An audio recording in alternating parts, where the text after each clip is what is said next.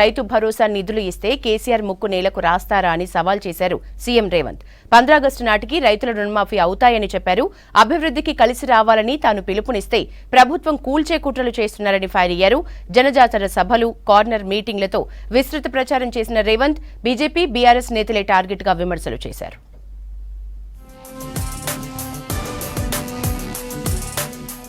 పాలమూరు రుణం తీర్చుకోకపోతే తన జన్మ వృధా అన్నారు ముఖ్యమంత్రి రేవంత్ రెడ్డి. మహబూబ్ నగర్ కొత్తకోటలో నిర్వహించిన కార్నర్ మీటింగ్ లో సీఎం ఉద్వేగపూరిత ప్రసంగం చేశారు.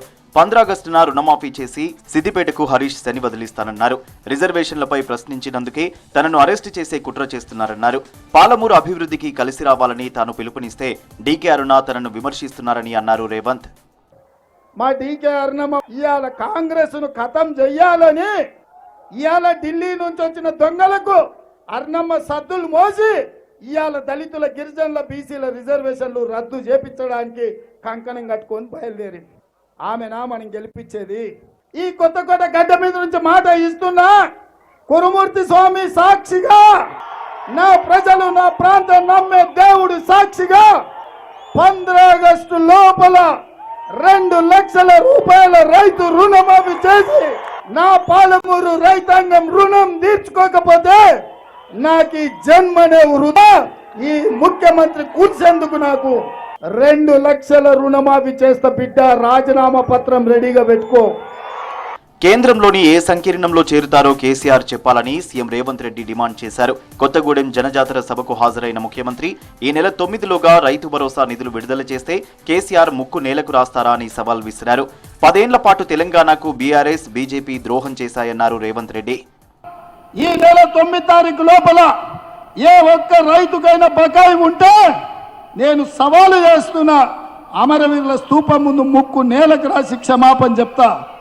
ఒకవేళ అందరు రైతులకు రైతు భరోసా పథకంలో నిధులు వస్తే నీ ముక్కు నేలకు రాసి క్షమాపణ చెప్తావు ఆ చంద్రశేఖరరావు అని నేను అడుగుతున్నా. ఆయన సిగ్గులేనోడు, ముక్కు ఎట్లాగింత పొడుగుంది, రాస్తాడు. ఏంటంటే రాస్తే కొంచెం అరిగితే పోయేదే ఉందిలే, ఇంత పెద్దగా ఉందని. కేసీఆర్ అంటే కాలకూట విషమన్నారు సీఎం రేవంత్. ఈ ఎన్నికల్లో కేసీఆర్ ను బండకేసి కొట్టాలన్నారు. కేసీఆర్ చివరికి చేరేది బీజేపీలోనే అన్నారు. ఇదే విషయాన్ని తాను మొదటి నుంచి చెప్తున్నానన్నారు. ఇక మోదీ 10 ఏళ్లు దేశాన్ని పట్టిపీడించారన్నారు సీఎం. కాలకూట విషం కల్వకుంట్ల చంద్రశేఖరరావును 100 మీటర్ల గోతి తీసి పాతి పెట్టింది ఈ ఖమ్మం జిల్లా అని నేను చెప్పదలుచుకున్నా. ఆయన పాపం నామ నాగేశ్వరరావు గారిని బకర చేయడానికి, ఆయన చెవుల పువ్వు పెట్టడానికి ఆయన చెప్తున్నాడు వచ్చేది సంకీర్ణమే, సంకీర్ణంలో నామ నాగేశ్వరరావు గారిని మంత్రిని చేస్తా అని. నేను అడుగుతున్న, ఏ సంకీర్ణంలో చేరుతావు నువ్వు? చేరబోయేది బీజేపీలనే కదా చంద్రశేఖరరావు. మేము అదే కదా చెప్పింది.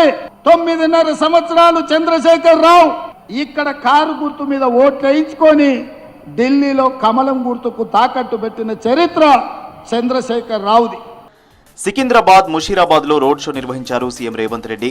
రాష్ట్రంలో కాంగ్రెస్ 14 సీట్లు గెలవబోతుందని చెప్పారు. బీజేపీకి ఓటేస్తే రిజర్వేషన్లు రద్దవుతాయన్న రేవంత్ రెడ్డి మోదీతో కేసీఆర్ చేతులు కలిపారని చెప్పారు. రేపు నిర్మల్, అలంపూర్లో జరిగే జనజాతర సభలకు సీఎం రేవంత్ రెడ్డి హాజరు కానున్నారు. ఈ సభలకు చీఫ్ గెస్ట్ గా రాహుల్ గాంధీ రానున్నారు. తొలుత నిర్మల్ సభకు ర్యాలీగా రానున్న రాహుల్ ఆ తర్వాత ఎర్రవల్లి మండల కేంద్రంలో ఏర్పాటు చేయనున్న భారీ సభలో మాట్లాడనున్నారు. రేపటి రాహుల్ పర్యటన సందర్భంగా పటిష్ట భద్రత ఏర్పాటు చేశారు పోలీసులు.